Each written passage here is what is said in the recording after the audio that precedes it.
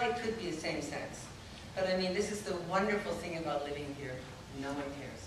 It's free. It's something that, none of my business. So, but I would probably skirt around. What else can't you do?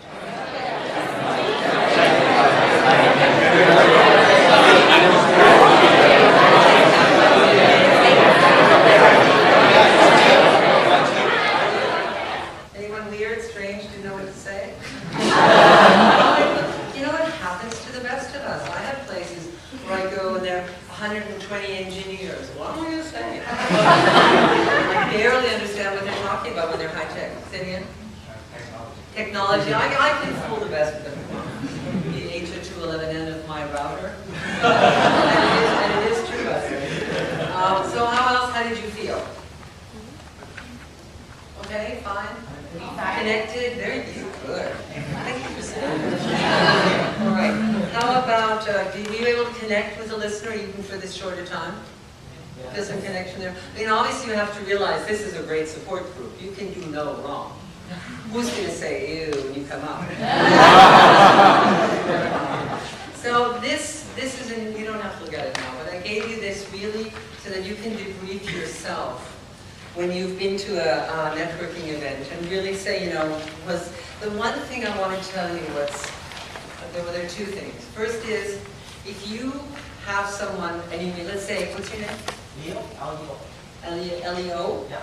Leo and I have met, and then we're kind of standing around and we're talking all, you know, you're over there, and I don't know what to say to him anymore.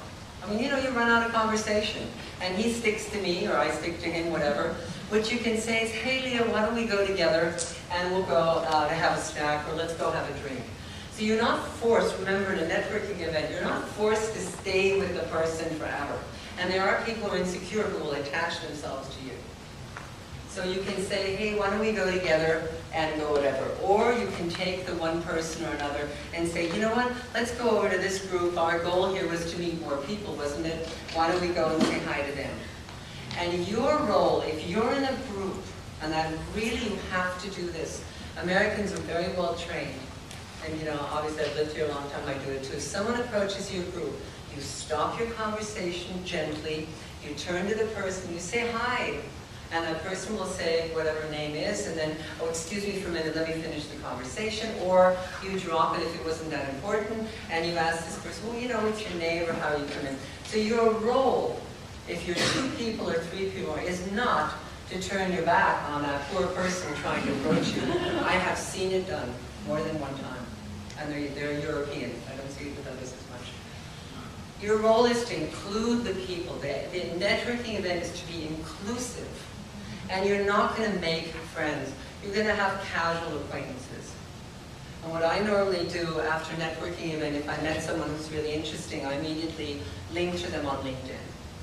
You know, you have your business card. If you have a business card when you leave in the car, you immediately write down what that person does. Or, you know, or the blue dress I spilled coffee over.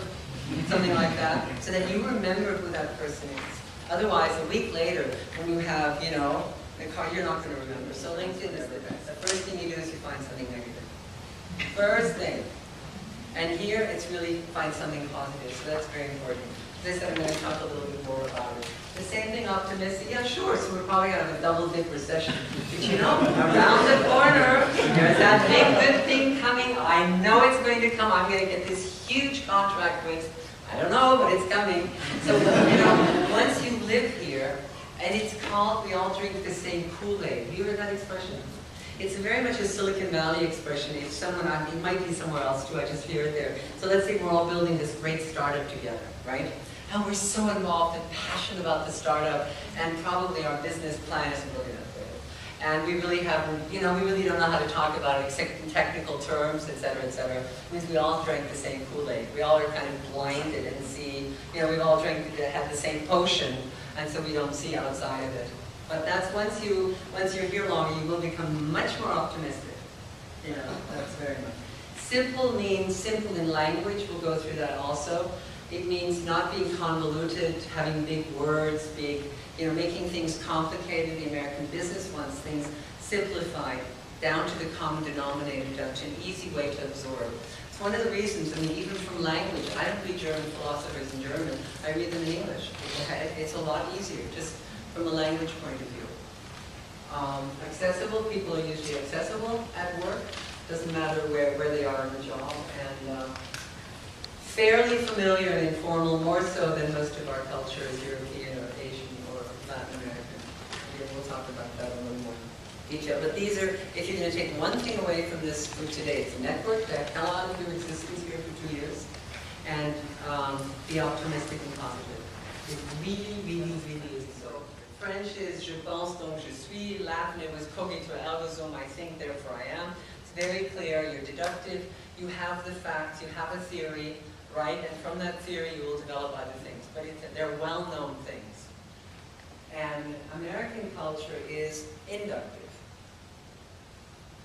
where things aren't that sure yet.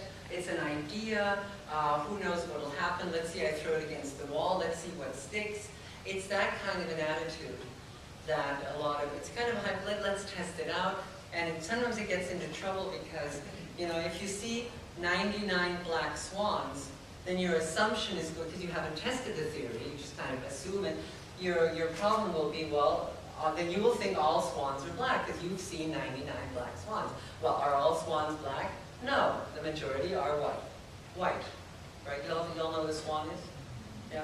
So that has the problem with that kind of a thinking, but it's very American and it's very conducive to originality, to creativity. So if you have inductive thinking, you will be able to feel freer to create things. Even in science, people that have an inductive kind of an approach will find new, innovative, creative things. Whereas the deductive, they're set. They already have their theory. Yeah, we'll find a couple of things. But that's why you hear, because of this difference, I'll hear often, oh, Americans are so superficial. They can only have a conversation for 5 minutes. Well, you're judging people with your own cultural baggage and your deductive attitude. You know, they need to have philosophy there. It has nothing to do with that. There are really different ways of thinking. And a lot has to do with this deductive and inductive. Not that you have to remember all the details, but understand if you're working with someone and you really don't understand why they're coming, understand up, right, meaning up towards the sky. When we awaken in the morning, why do we wake up?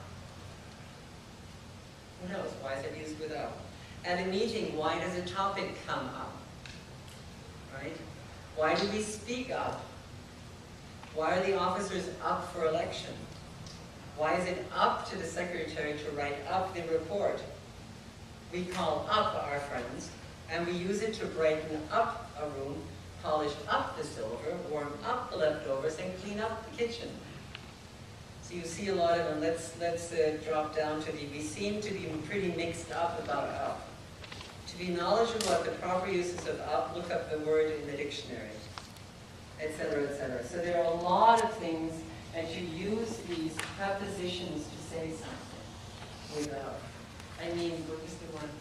So, for instance, what does it mean to put down? Sorry? Kill somebody?